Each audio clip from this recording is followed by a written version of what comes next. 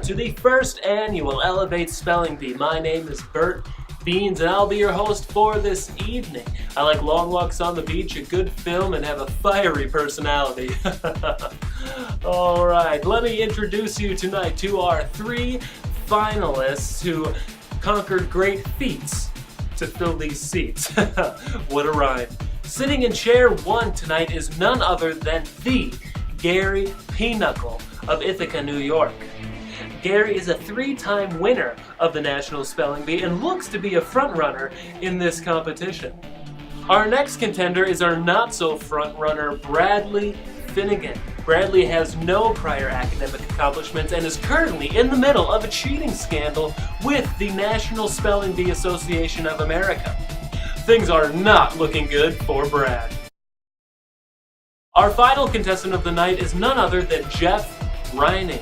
Jeff is a graduate student at the University of Northwestern, St. Paul, and was quoted earlier saying, "My dream has always been to win the National Spelling Bee." Well, this will have to do. Alright, now is the time that you've all been waiting for. Round one of the Elevate Spelling Bee starts right now. Alright. Contestant number one, your first word is aerodynamic. Aerodynamic. A-E-R-O-D-Y-N-A-M-I-C. Aerodynamic. Correct! Gary is off to a strong start yet again. Here we are. Alright, next up, contestant number two, Bradley. Your first word is tape.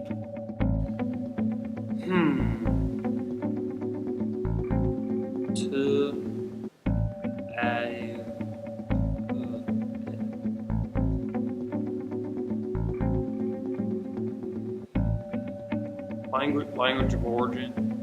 Seriously? It's tape. Just spell it. It's the word tape.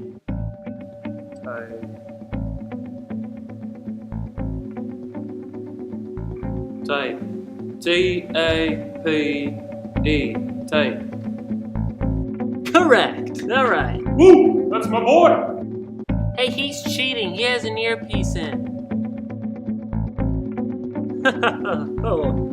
Alright, contestant number three. Your first word is transaction. Transaction. T-R-A-N-S-A-C-T-I-O-N. Transaction. Correct! Alright, folks, that's it for the first round. We will be right back after these short messages. You should go here! Welcome back, everyone. Things have been getting pretty intense since we left for a commercial break just a short time ago. Here are some of the great highlights that you missed. Extreme. E-X-T-R-E-M-E. Extreme. Read. R-E-A-D.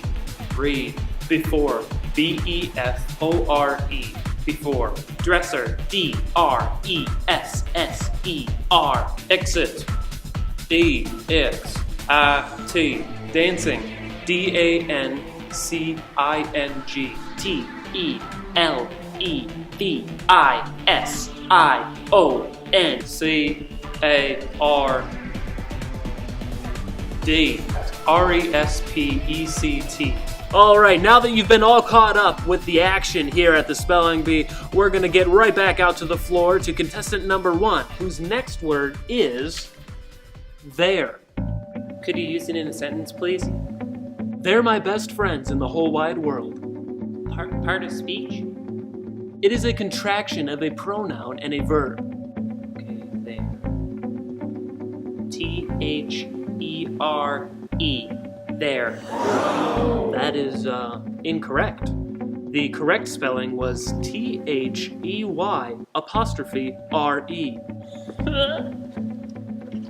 Folks, it looks like we're down to our final two contestants, Jeff and Bradley. Bradley, your next word is triskaidekaphobia. Definition, please. Extreme superstition regarding the number 13. Triskaidekaphobia.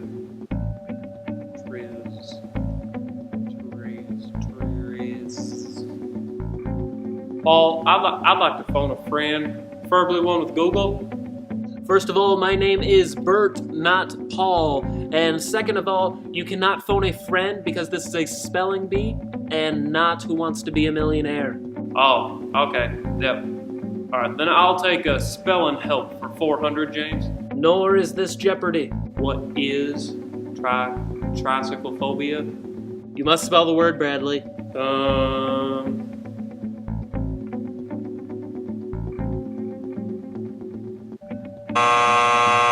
Ooh, I'm sorry, you've run out of time. Woo! Okay, folks, it is up to our final contestant, Jeff.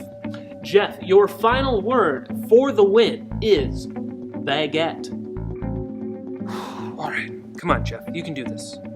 You've been practicing for this for 2 hours now.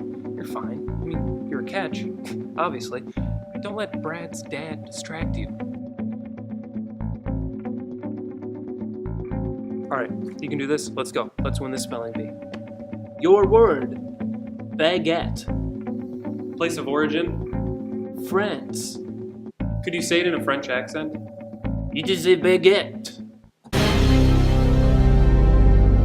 Baguette. B-A-G-U-E-T-T-E. Baguette.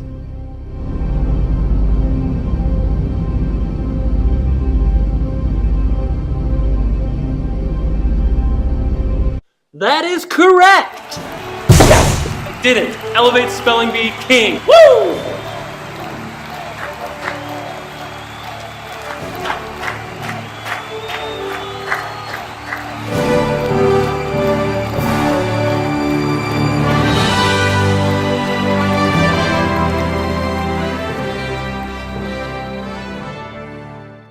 Hey everyone, how's it going? Great to be in houses with you again tonight. This last Sunday, Sonia Anderson gave a message called Fear of the Unknown. So we're continuing our fear series here at Elevate, and this is perfect. It's something that relates to me. It's something that I think all of us can relate to, something where we have to make a decision about the future. We don't know what's going to happen, and it kind of creates this fear within us. We've all done it before, and the scary part is when we have to make a decision about the future, when we don't know the outcome, we kind of have this lack of control or unfamiliarity, this just discomfort within us where we don't know what's going to happen, when rather, honestly, we'd rather be familiar with what's going to happen. We'd rather be comfortable, and we'd rather just be in control of the situation. But that's not always the case when we have to make decisions about the future. And so Sonia, she talked about this acronym for FEAR, where we have FEAR standing for Future Expectations Appearing Real. And it's something that we all do. I think we've all done it before, whether we know it or not, where we have future expectations appearing real, where we look at the future, this decision we have to make, and we come up with all these different situations in our head, and we think that, worst case scenario, usually they're negative. So say you're going to pick a college to go to, you're thinking, oh, you know what, I'm not going to make any friends. I'm going to fail all my classes. This is going to be the worst thing ever. Maybe you're going to ask someone out and you're thinking, nope, I'm going to fumble over my words. I'm going to wet my pants, fall down the stairs. She's going to say no. My life's going to be over. All of this stuff. We think about what could happen, and usually it's negative stuff, but we think about what could happen, and then in our head we dwell on it so much over and over again that we convince ourselves that it's actually going to happen. And because of that, we just have this fear within us that almost keeps us from making that decision.